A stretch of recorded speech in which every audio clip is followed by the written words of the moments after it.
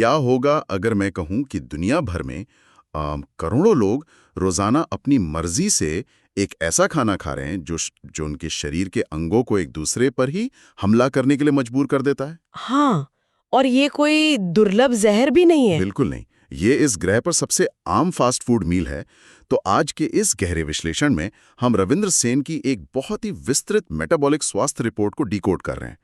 इस रिपोर्ट ने एक ऐसी थाली का पर्दाफाश किया है जिसे दुनिया का सबसे खराब फूड कॉम्बिनेशन कहा जा सकता है। इसमें शामिल है फ्रेंच फ्राइज, बार बार इस्तेमाल हुआ तेल, टोमेटो केचप और कोला। हाँ, और दिलचस्प बात यह है कि मतलब जब कोई व्यक्ति कॉम्बिनेशन खाता है ना, तो उसे तुरंत कोई दिक्कत महसूस नहीं होती, उसे तुरंत अस्पताल नहीं जाना पड़ता। बिल्कुल मेटाबॉलिक स्वास्थ्य का जो पूरा मामला है ना, वो किसी भूल भुलैया से कम नहीं है। सही बात है। अंदर ही अंदर जो एक एक रासायनिक युद्ध शुरू होता है, वो दशकों बाद जाकर किसी गंभीर बीमारी के रूप में सामने आता है। एग्जैक्टली और हमारा मिशन यहाँ सिर्फ ये बोलना नहीं है कि जंक फूड बुरा है। मतलब वो तो एक बहुत ही सतही बात हो गई, सबको पता है। हमें इसके पीछे के असली विज्ञान को समझना है कि कैसे ये चारों चीजें एक साथ मिलकर शरीर के अंदर एक परफेक्ट स्टॉर्म यानी एक महाविनाशकारी स्थिति पैदा करती हैं। तो इस चक्रव्यूह की शुरुआत उस चीज से करते हैं जो देखने में सबसे मासूम लगती है, एक साधारण आलू। हाँ, आलू अपने प्राकृतिक रूप में बहुत ही साधारण और सुरक्षित होता है। मतलब अगर हम एक कच्चे आलू के ग्लाइसीमिक इंडेक्स, जिसे हम जीआई कहते हैं, उसकी बात करें तो वो लगभग 0 के करीब होता है। अच्छा, 0। हाँ, और ग्लाइसीमिक इंडेक्स बेसिकली एक पैमाना है जो ये मापता है कि कोई भी कार्बोहाइड्रेट पचने के बाद कितनी जल्दी खून में ग्लूकोज के स्तर को बढ़ाता है। लेकिन एक मिनट रुकिए, कच्चा आलू तो कोई खाता नहीं है ना, तो क्या सिर्फ उसे काटने और पकाने से उसका पूरा रासायनिक ढांचा ही बदल जाता है? पूरी तरह से। जब आलू को काटा जाता है और तेज आंच पर डीप फ्राई किया जाता है, तो उसकी सेलुलर संरचना यानी कोशिकाओं का जो ढांचा है वो टूट जाता है। और इसका जो ग्लाइसेमिक इंडेक्स है वो सीधे 70 से 77 के बीच पहुंच जाता है। बाप रे, इतना ज्यादा? बिल्कुल, ये धरती पर मौजूद सबसे तेज जीआई वाले खाद्य पदार्थों की श्रेणी में आ जाता है। इसका मतलब है कि खाते ही ये खून में एक सैलाब की तरह ग्लूकोज भेजता है, जिससे ब्लड शुगर लेवल अचानक एक झटके में शूट अप कर जाता है। तो ये आलू अब एक स्पंज बन चुका है जो खून में सीधे चीनी घोल रहा है। लेकिन रिपोर्ट में जो चीज सबसे ज्यादा चौंकाने वाली थी वो तापमान का विज्ञान था। मतलब 120 डिग्री सेल्सियस या 248 डिग्री फ़ारेनहाइट के पार जाते ही कुछ अजीब होने लगता है ना? हाँ, ये वो बिंदु है जहां रसायन विज्ञान अपना असली रंग दिखाता है। मतलब जब स्टार्च वाले खाद्य पदार्थों को 120 डिग्री सेल्सियस से ऊपर पकाया जाता है, तो एक रासायनिक प्रक्रिया होती है जिसे मेलार्ड रिएक्शन कहते हैं। Maillard reaction? अच्छा। हाँ, तो आलू में प्राकृतिक रूप से एस्पैरेजीन नाम का एक अमीनो एसिड होता है। उच्च तापमान पर यह एस्पैरेजीन आलू में मौजूद शुगर के साथ मिलकर एक नया रसायन बनाता है जिसे एक्रिलामाइड कहते हैं। एक्रिलामाइड? ये तो वही रसायन है जिससे यूरोपियन फूड सेफ्टी अथॉरिटी और दूसरी वैश्विक संस्थाओं ने एक संभावित कार्सिनोजन मतलब कैंसर पैदा करने वाला तत्व माना है ना? एग्जैक्टली। लेकिन अगर मैं रिपोर्ट को सही से समझ पाया हूं तो कैंसर का खतरा यहाँ शायद दूसरी या तीसरी सबसे बड़ी चिंता है। ये रसायन तो सीधे पैंक्रियास को निशाना बनाता है। ये बहुत ही सटीक अवलोकन है आपका। एक्रिलामाइड का सीधा विषैला प्रभाव पैंक्रियास के बीटा सेल्स पर पड़ता है, और ये बीटा सेल्स शरीर के लिए बहुत महत्वपूर्ण है क्योंकि यही इंसुलिन का उत्पादन करते हैं। अरे बाप रे, तो अगर हम इसे जोड़कर देखें तो यह एक भयानक दोहरा हमला हो गया। बिल्कुल। मतलब एक तरफ उच्च ग्लाइसेमिक इंडेक्स के कारण खून में ग्लूकोज की बाढ़ आ गई है, जिसे संभालने के लिए शरीर को तुरंत भारी मात्रा में इंसुलिन चाहिए, और ठीक उसी समय एक्रिलामाइड उन्हीं कोशिकाओं को मार रहा है जो इंसुलिन बनाने का काम करती हैं। ठीक यही हो रहा है। मतलब शरीर इंसुलिन की मांग कर रहा है और कारखाने को उसी वक्त नष्ट किया जा रहा है। अगर हम इसे थोड़ा व्यापक संदर्भ में देखें तो BMJ 2025 में प्रकाशित हार्वर्ड की एक स्टडी ने 2 लाख से ज्यादा वयस्कों पर शोध किया था। अच्छा, उसमें क्या सामने आया? उन्होंने पाया कि जो लोग हफ्ते में 3 या उससे अधिक बार फ्राइज खाते हैं, उनमें टाइप 2 डायबिटीज का खतरा 20 से 27% तक बढ़ जाता है। सच में? हाँ, और इसका असली अपराधी आलू नहीं बल्कि उसे उस चरम तापमान पर तलने की प्रक्रिया है। ये चीजें बहुत स्पष्ट कर देता है। तो आलू अपने आप में दुश्मन नहीं है, वो तो सिर्फ एक स्पंज की तरह काम कर रहा है। बिल्कुल सही। के दूसरे हिस्से की तरफ ले जाता है वेजिटेबल ऑयल, यानी वो तेल जिसमें स्पंज को तरा जा रहा है। हाँ, आधुनिक वेजिटेबल ऑयल्स जिन्हें हम अक्सर रसोई में देखते हैं, जैसे सोयाबीन, कैनोला, सनफ्लावर या कॉर्न ऑयल, ये असल में औद्योगिक रूप से अत्यधिक प्रोसेस किए गए सीड ऑयल्स होते हैं, मतलब बीजों के तेल। रिपोर्ट के अनुसार तो इन्हें निकालने का तरीका भी किसी केमिकल फैक्ट्री जैसा है। हाँ, मतलब बीजों से तेल निकालने के लिए हेक्सेन जैसे पेट्रोलियम आधारित सॉल्वेंट्स का इस्तेमाल होता है। फिर इन्हें तेज आंच पर रिफाइन और ड्यूरोराइज किया जाता है ताकि इनकी बदबू खत्म हो सके। हाँ, ये पूरी तरह से एक इंडस्ट्रियल प्रोसेस है। लेकिन मैं यहाँ थोड़ा विरोध करना चाहूँगा। मतलब अगर ये तेल इतने ही इंडस्ट्रियल और अप्राकृतिक हैं, तो फिर इन्हें सुपरमार्केट में अक्सर हार्ट हेल्दी या दिल के लिए अच्छा बताकर क्यों बेचा जाता है? ये विरोधाभास क्यों है? ये मार्केटिंग और पुराने विज्ञान का एक बहुत बड़ा भ्रम है। दशकों पहले ये मान लिया गया था कि चूंकि इन तेलों में सैचुरेटेड फैट कम होता है, इसलिए ये कोलेस्ट्रॉल नहीं बढ़ाएंगे। लेकिन उन्होंने इसके आणविक ढांचे यानी मोलिक्यूलर स्ट्रक्चर को नजरअंदाज कर दिया। मुख्य समस्या ओमेगा 6 फैटी एसिड से जुड़ी है। वो कैसे? मानव शरीर का विकास इस तरह से हुआ है कि उसमें ओमेगा 6 और ओमेगा 3 का अनुपात 1.1 से लेकर अधिकतम 4.1 तक होना चाहिए। लेकिन इन आधुनिक तेलों में ओमेगा 6 की मात्रा इतनी अधिक होती है कि आज के आहार में यह अनुपात 20.1 या कुछ मामलों में 700.1 तक पहुंच जाता है। 700.1, ये तो संतुलन के पूरी तरह बिगड़ने की स्थिति है। लेकिन शरीर में इतने ज्यादा ओमेगा 6 का असल में होता क्या है? ओमेगा 6 फैटी एसिड शरीर के अंदर जाकर प्रो इन्फ्लेमेटरी यौगिकों में बदल जाते हैं।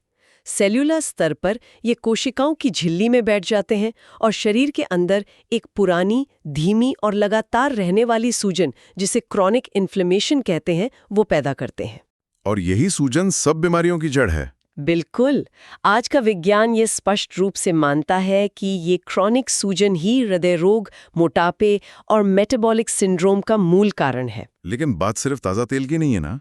जो चीज़ सबसे ज़्यादा डराती है वो है बार बार इस्तेमाल होने वाला तेल। मतलब सड़क किनारे के स्टॉल हों या बड़े रेस्टोरेंट, तेल को घंटों तक उसी कढ़ाई में उबाला जाता है। हाँ, और ये एक बहुत बड़ा सार्वजनिक स्वास्थ्य संकट है। जब इन तेलों को उनके स्मोक पॉइंट यानी 160 से 190 डिग्री सेल्सियस से ऊपर बार बार गर्म किया जाता है, तो इनमें मौजूद पॉली अनसैचुरेटेड फैटी एसिड्स टूटने लगते हैं, जिसे प्यूफा कहते हैं। एग्जैक्टली। इस ऑक्सीडेशन और पॉलीमराइजेशन की प्रक्रिया में सबसे खतरनाक रसायन पैदा होते हैं, टॉक्सिक एल्डिहाइड्स जैसे 4-HNE और एक्रोलीन। ये एल्डिहाइड शरीर में जाकर करते क्या है? मतलब इनके काम करने का तरीका क्या है? ये अत्यधिक प्रतिक्रियाशील अणु होते हैं। ये हमारी कोशिकाओं की झिल्ली को आसानी से पार कर जाते हैं और अंदर जाकर सीधे प्रोटीन्स और डीएनए के साथ क्रॉस लिंक हो जाते हैं। मतलब डीएनए डैमेज करते हैं? हाँ, जिससे डीएनए डैमेज होता है। इन्हें म्यूटाजेनिक माना गया है, यानी ये कोशिकाओं के प्राकृतिक व्यवहार को ही बदल सकते हैं। बाप रे। लेकिन एक आम गलतफहमी ये है कि ये टॉक्सिक एल्डिहाइड्स सिर्फ उस धुएं में होते हैं जो कढ़ाई के ऊपर से निकलता है। अक्सर लोग सोचते हैं कि अगर वे रसोई में खड़े होकर वो धुआं नहीं सूंघ रहे हैं तो वे सुरक्षित हैं। यहीं पर बास्क कंट्री यूनिवर्सिटी की एक बहुत ही महत्वपूर्ण खोज सामने आती है। अच्छा। उनके शोधकर्ताओं ने ये साबित किया कि ये टॉक्सिक एल्डिहाइड्स सिर्फ हवा में वाष्पित नहीं होते, बल्कि वे उस भोजन के अंदर प्रवेश कर जाते हैं जिसे उस तेल में तला जा रहा है। मतलब वे एल्डिहाइड्स फ्राइज के अंदर समा जाते हैं? बिल्कुल, वो फ्राइज के अंदर समा जाते हैं और खाने के जरिए सीधे पेट में पहुंचते हैं। तो अब हमारे पास एक ऐसा आलू है जो एक्रिलामाइड और टॉक्सिक एल्डिहाइड से पूरी तरह भरा हुआ है। ये एक जहरीला स्पंज बन चुका है। एकदम सही। और अब इस मिश्रण के कड़वे या बेस्वाद प्रभाव को छिपाने के लिए लोग इसे एक ऐसी चीज में डुबोते हैं जो इसे मीठा और आकर्षक बनाती है। Tomato ketchup. टोमेटो केचप, उफ, ये आधुनिक पोषण के सबसे बड़े छलावों में से एक है। ये नाम से टमाटर का सॉस लगता है, लेकिन क्या हम इसे सिर्फ एक ऐसा सिरप नहीं कह सकते जिसे बस टमाटर का रंग दे दिया गया है? अगर आप इसके घटकों को देखें ना, तो ये बात बिल्कुल सच साबित होती है। एक कमर्शियल केचप की बोतल वजन के हिसाब से लगभग 50% चीनी होती है। आधी बोतल चीनी? हाँ, प्रति 100 ग्राम में लगभग 21 से 29 ग्राम चीनी। और यहाँ जो सबसे बड़ा कैच है वो ये है कि ये साधारण चीनी यानी सुक्रोज नहीं होती। ये मुख्य रूप से हाई फ्रक्टोज कॉर्न सिरप या HFCS होता है। यहाँ मुझे एक एनालॉजी याद आ रही है जो शायद इस अंतर को स्पष्ट कर सकें। साधारण चीनी या ग्लूकोज उस कैश की तरह है जिसे शहर में कोई भी इस्तेमाल कर सकता है। मतलब शरीर की हर कोशिका ग्लूकोज का उपयोग ऊर्जा के लिए कर सकती है।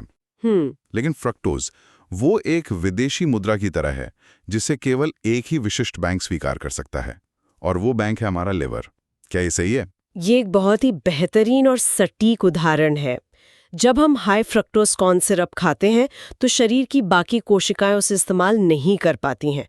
वो सारा का सारा फ्रक्टोज सीधे सीधे लिवर के पास जाता है। तो जब हम केचप खाते हैं तो क्या होता है? अब जरा सोचिए, जब केचप के जरिए भारी मात्रा में फ्रक्टोज शरीर में जाता है तो वो ऐसा है जैसे लाखों लोग एक ही समय पर उस इकलौते बैंक में घुसने की कोशिश कर रहे हों। तो लिवर पैनिक करने लगता है। बिल्कुल पैनिक करता है। लिवर इस अचानक आए बोझ को संभाल नहीं पाता और इसके बचाव में वो क्या करता है, वो उस अतिरिक्त फ्रक्टोज को ऊर्जा में बदलने के बजाय सीधे फैट में बदलकर अपने ही अंदर जमा करने लगता है। ओह, इसे ही शायद डीनोवो लिपोजेनेसिस कहते हैं। एग्जैक्टली। और यही नॉन अल्कोहलिक फैटी लिवर की बीमारी और मेटाबॉलिक सिंड्रोम की शुरुआत है। और रिपोर्ट ये भी बताती है कि इस प्रक्रिया में टमाटर के असली गुणों का क्या होता है। मतलब टमाटर तो लाइकोपीन और विटामिन से भरे होते हैं जो स्वास्थ्य के लिए अच्छे हैं। वो सब औद्योगिक प्रोसेसिंग की भेंट चढ़ जाते हैं।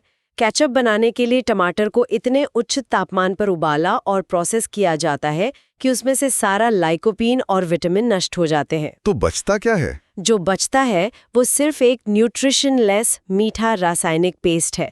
और सिर्फ इतना ही नहीं, एक अन्य अध्ययन के मुताबिक 65% से अधिक कमर्शियल केचप ब्रांड्स की पैकेजिंग में PFAS पाए गए हैं, जिन्हें फॉरएवर केमिकल्स कहा जाता है। हाँ, ये ऐसे रसायन हैं जो शरीर से कभी बाहर नहीं निकलते और हार्मोनल असंतुलन से जुड़े हैं। तो अब तक शरीर में भारी मात्रा में फ्रक्टोज जा चुका है। लेकिन अगर केचप एक छुपी हुई चीनी है तो इसके साथ जो चीज पी जाती है, रेगुलर कोला, वो तो चीनी की एक खुली सुनामी है। बिल्कुल। कोला को अगर लिक्विड मेटाबॉलिक डिजास्टर कहा जाए तो गलत नहीं होगा। 330 मिलीलीटर के एक रेगुलर कैन में 39 ग्राम्स चीनी होती है। 39 ग्राम्स? हाँ, ये लगभग 10 चम्मच चीनी के बराबर है जो पूरे दिन की सुरक्षित सीमा को पार कर जाती है। 10 चम्मच चीनी एक साथ? हाँ। यहाँ एक बड़ा सवाल उठता है। अगर कोई इंसान एक गिलास पानी में 10 चम्मच चीनी घोलकर पिए तो उसका शरीर तुरंत उसे उल्टी कर देगा, क्योंकि वो मिठास बर्दाश्त के बाहर होती है। तो कोला पीने के बाद ऐसा क्यों नहीं होता? शरीर का ये डिफेंस मैकेनिज्म काम क्यों नहीं करता? क्योंकि इसे बहुत चालाकी से डिजाइन किया गया है। कोला में फॉस्फोरिक एसिड मिलाया जाता है। अच्छा, फॉस्फोरिक एसिड? हाँ, जब वो 39 ग्राम्स चीनी शरीर में जाती है तो पहले 10 मिनट के अंदर ये फॉस्फोरिक एसिड उस अत्यधिक मिठास के प्रभाव को काट देता है। ये हमारे रिसेप्टर्स को चकमा देता है ताकि दिमाग को ये न लगे कि कोई बहुत ज्यादा मीठी चीज अंदर गई है, और इसलिए उल्टी का रिफ्लेक्स ट्रिगर नहीं होता। मतलब ये एक तरह का डिकॉय है, दिमाग को बेवकूफ बनाया जा रहा है। और अगले 20 मिनट में क्या होता है? 20 मिनट के भीतर वो सारी चीनी छोटी आंच से होकर सीधे खून में पहुंच जाती है। ब्लड ग्लूकोज आसमान छूने लगता है। इसके जवाब में पैंक्रियाज घबराकर भारी मात्रा में इंसुलिन छोड़ता है। और लिवर का क्या हाल होता है? जैसा कि हमने पहले लिवर बैंक वाले उदाहरण में समझा था, लिवर उस सारे लिक्विड फ्रक्टोज को तुरंत फैट में बदलना शुरू कर देता है। ओहायो स्टेट यूनिवर्सिटी की रिसर्च बताती है कि रोजाना सिर्फ एक ऐसी मीठी ड्रिंक पीने से इंसान 5 से 7 साल के भीतर फैटी लिवर का शिकार हो सकता है। बाप रे, ये तो रेगुलर कोला का विज्ञान हुआ। लेकिन यहाँ बहुत से लोग एक स्मार्ट विकल्प चुनने की कोशिश करते हैं। वे सोचते हैं कि मैं चीनी नहीं लूंगा, मैं डाइट कोक पी लूंगा। जीरो शुगर का मतलब जीरो नुकसान होना चाहिए, है ना? आधुनिक पोषण विज्ञान में यह शायद सबसे खतरनाक गलतफहमी है। डाइट कोला मेटाबॉलिक रूप से रेगुलर कोला से भी ज्यादा पेचीदा हो सकता है। वो कैसे? इसमें चीनी की जगह कृत्रिम मिठास जैसे एस्पार्टम का इस्तेमाल होता है। विश्व स्वास्थ्य संगठन की कैंसर रिसर्च एजेंसी ने एस्पार्टम को ग्रुप 2B संभाव्य कार्सिनोजेन के रूप में वर्गीकृत किया है। लेकिन मेरा एक लॉजिकल सवाल है, इंसुलिन तो तब रिलीज होता है ना जब खून में चीनी आती है। अगर डाइट कोक में चीनी है ही नहीं तो क्या ये शरीर के इंसुलिन सिस्टम को प्रभावित कर सकता है? यहाँ स्वीट टेस्ट डिसेप्शन का सिद्धांत काम करता है। हमारा दिमाग मिठास को हमेशा कैलोरी और ग्लूकोज के आने का संकेत मानता है। तो जब जीभ पर एस्पार्टेम की तीव्र मिठास पड़ती है तो दिमाग तुरंत पैनक्रियाज को संकेत भेजता है कि चीनी आ रही है, इंसुलिन छोड़ना शुरू करो। इसे सेफेलिक फेज इंसुलिन रिलीज कहते हैं। मतलब पेनक्रियाज इंसुलिन छोड़ देता है लेकिन असल में कोई चीनी पेट में आती ही नहीं। एग्जैक्टली। तो इंसुलिन खून में बेकार घूमता रहता है। हाँ, और बार बार ऐसा होने से शरीर की कोशिकाएं इंसुलिन के प्रति असंवेदनशील होने लगती हैं, जिसे इंसुलिन रेजिस्टेंस कहते हैं। इसके अलावा सीडर साइनाई और यूनिवर्सिटी ऑफ कैलगरी की रिसर्च दिखाती है कि एस्पार्टेम हमारे गट माइक्रोबायोम यानी पेट के अच्छे बैक्टीरिया को नष्ट करता है। तो ये पेट के लिए भी बुरा है? बिल्कुल। ये ऐसे खराब बैक्टीरिया को बढ़ावा देता है जो लिवर को ज्यादा ग्लूकोज बनाने के लिए मजबूर करते हैं। तो अब इस पूरी तस्वीर को एक साथ देखने का समय आ गया है। हमने हर चीज को अलग अलग समझा, लेकिन जब कोई व्यक्ति फ्राइज, खराब तेल, केचप और कोला एक ही समय पर खाता है तो शरीर पर इसका संयुक्त प्रभाव क्या होता है? रविंदर सेन की रिपोर्ट इसे 10-10 विनाशकारी प्रभाव मानती है। ये कोई साधारण जोड़ नहीं है, ये एक सिनर्जिस्टिक प्रभाव है। मतलब ये 1+1=2 नहीं है, ये एक मल्टीप्लायर इफेक्ट है। बिल्कुल। जरा उस स्थिति की कल्पना करें। शरीर का हर प्रमुख ऑर्गन एक ही समय पर अलग अलग मोर्चों पर लड़ रहा है। सही बात है। लिवर पर कोला के लिक्विड फ्रक्टोज और केचप के हाई फ्रक्टोज कॉर्न सिरप का भारी हमला होता है, और साथ ही उसे फ्राइज से आए एक्रालेमाइड के जहर को भी फिल्टर करना पड़ता है। और पैंक्रियाज पर कोला की वजह से भारी मात्रा में इंसुलिन बनाने का दबाव होता है, और उसी पल एक्राइलमाइड उसके बीटा सेल्स को अंदर से नष्ट कर रहा होता है। दिमाग पर रैंसिड तेल के एल्डिहाइड्स और एस्पार्टेम का हमला होता है, जिससे न्यूरो डीजेनरेशन का खतरा बढ़ता है। ये सच में एक परफेक्ट स्टॉर्म है। मतलब शरीर के रक्षा तंत्र के पास संभलने का कोई मौका ही नहीं है। लेकिन इस गहरी चर्चा के बाद ये जरूरी है कि हम सिर्फ समस्या पर बात न करें। रिपोर्ट में कुछ बहुत ही व्यावहारिक समाधान और हेल्दी स्वैप्स भी बताए गए हैं, है ना? हाँ, सबसे बड़ा बदलाव पकाने के तरीके और तेल में किया जा सकता है। अत्यधिक प्रोसेस किए गए वेजिटेबल ऑयल्स की जगह एक्स्ट्रा वर्जिन ऑलिव ऑयल या ग्रास फेड घी, मतलब देसी घी का इस्तेमाल सबसे सुरक्षित है, क्योंकि ये स्टेबल होते हैं। हाँ, इनका स्मोक पॉइंट भी अच्छा होता है और ये ओमेगा 6 से भरे नहीं होते। और केचप के लिए, क्योंकि उसका स्वाद छोड़ना बहुत लोगों के लिए मुश्किल होता है। केचप घर पर बहुत आसानी से बनाया जा सकता है। शुद्ध टोमेटो पेस्ट, थोड़ा एप्पल साइडर विनेगर, नमक और मिठास के लिए चीनी या फ्रक्टोज की जगह स्टीविया या मोंग फ्रूट का इस्तेमाल किया जा सकता है। तो इससे स्वाद भी मिल जाएगा और नुकसान भी नहीं होगा। एग्जैक्टली। इससे टमाटर का लाइकोपीन भी बरकरार रहेगा और कोई केमिकल भी नहीं होगा। और कोला की जगह स्पार्कलिंग वाटर में ताज़ा नींबू निचोड़कर पीना एक बेहतरीन विकल्प है। हाँ, इससे कार्बोनेशन का वो एहसास भी मिल जाता है और चीनी या एस्पार्टेम का कोई खतरा भी नहीं रहता। बिल्कुल। ये बहुत ही शानदार विकल्प हैं। इस पूरे विश्लेषण का निष्कर्ष यही है कि ये कॉम्बिनेशन सिर्फ जंक फूड कहलाने लायक नहीं है। मेटाबॉलिक विज्ञान के नजरिए से ये एक धीमा जहर है। लेकिन अच्छी बात यह है कि ज्ञान ही सबसे बड़ा बचाव है। जब हम समझते हैं कि भोजन सेलुलर स्तर पर कैसे काम कर रहा है तो हम बेहतर चुनाव कर सकते हैं। बिल्कुल। विज्ञान हमें डराने के लिए नहीं है, बल्कि हमें सशक्त बनाने के लिए है, ताकि हम अपने स्वास्थ्य का नियंत्रण अपने हाथों में ले सकें। सही कहा। तो आज के इस गहरे विश्लेषण को खत्म करने से पहले मैं एक विचार छोड़ना चाहता हूं जो शायद इस पूरी चर्चा का सबसे गंभीर पहलू है। बताइए। हमने बात की कि कैसे बार बार इस्तेमाल हुए तेल के टॉक्सिक एल्डिहाइड्स न केवल कोशिकाओं को नुकसान पहुंचाते हैं, बल्कि वे इतने छोटे और प्रतिक्रियाशील होते हैं कि वे हमारे ब्लड ब्रेन बैरियर को भी पार कर जाते हैं। हाँ, ये एक बहुत बड़ा फैक्टर है। यानी वे सीधे हमारे दिमाग तक पहुंच जाते हैं। आज दुनिया भर में अरबों लोग रोजाना इस परफेक्ट स्टॉर्म का सेवन कर रहे हैं। ऐसे में ये सवाल उठना लाजमी है कि क्या हमारे समाज में तेजी से बढ़ रही मानसिक स्वास्थ्य समस्याएं, लगातार रहने वाली थकान, भूलने की बीमारियां और ब्रेन फॉग केवल तनावपूर्ण जीवन शैली का हिस्सा हैं, या फिर क्या हम अनजाने में अपने दिमाग के रसायन विज्ञान यानी ब्रेन केमिस्ट्री को इस फास्ट फूड संकट के जरिए हमेशा के लिए बदल रहे हैं? ये वाकई एक बहुत ही गहरा सवाल है। बिल्कुल, और ये एक ऐसा सवाल है जिस पर गंभीरता से विचार किया जाना चाहिए। आज की चर्चा में बस इतना ही।